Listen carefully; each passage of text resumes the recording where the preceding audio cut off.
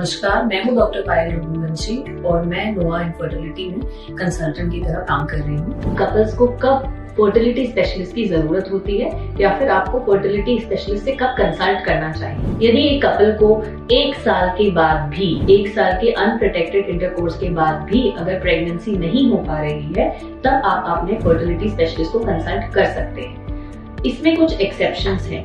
यदि महिला की उम्र 35 साल से ज्यादा है तो फिर एक कपल को 6 महीने ट्राई करने के बाद ही फर्टिलिटी स्पेशलिस्ट को दिखा लेना चाहिए। यदि महिला के पीरियड्स इरेगुलर हैं, अनियमित हैं या फिर पीरियड्स में बहुत ज्यादा पेन है, तो भी आप सिर्फ 6 महीने ट्राई करने के बाद फर्टिलिटी स्पेशलिस्ट को कंसल्ट कर सकते हैं।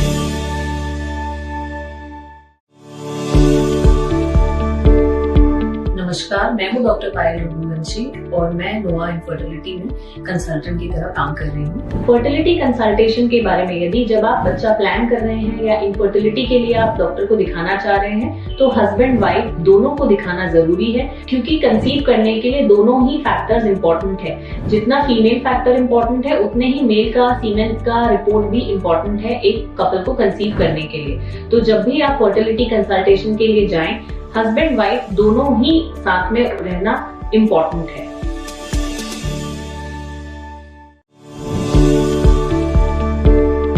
नमस्कार, मैं हूँ डॉक्टर पायल रघुवंशी और मैं नोआ इनफर्टिलिटी में कंसल्टेंट की तरह काम कर रही हूँ। बहुत सारे इनफर्टिलिटी कपल्स ये जानना चाहते हैं कि क्या कोई एक स्पेसिफिक डे होता है तभी आप फर्टिलिटी कंसल्टेंट के पास जा सकते हैं? तो जी नहीं, ऐसा कुछ भी नहीं है। आप महिला के माहवारी के कोई से भी दिन फर्टिलिटी कंसल्टेशन के लिए आ सकते हैं। अब जो फर्टिलिटी के टेस्ट होते हैं, उनमें ऐसा कोई भी टेस्ट नहीं है जो माहवारी के आधार पे किया जाता हो। आप किसी भी दिन कंसल्टेशन के लिए आ सकते हैं।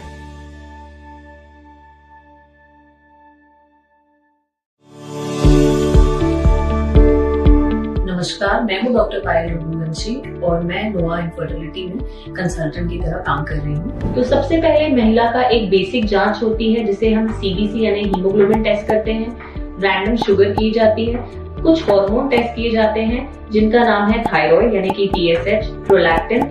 एक रुबेला के इन्फेक्शन के लिए यानी कि IgG रुबेला इन्फेक्शन को पता करने के लिए भी ये टेस्ट किया जाता है। और सबसे इम्पोर्टेंट होता है HB इलेक्ट्रोफोरेसिस यानी कि आपका हीमोग्लोबिन का पैटर्न क्या है। हीमोग्लोबिन HB इलेक्ट्रोफोरेसिस टेस्ट किया जा सकता है, जिससे कि अगर फैमिली में थैलेसीमिया, सिकल सेल एनीमिया इसकी अगर हिस्ट्री है तो हम पहले से ही इसको निर्धारित कर सकते हैं। और दूसरा होता है एंटी मुलेरिन हार्मोन, जो कि मोस्ट इम्पोर्टेंट टेस्ट होता है।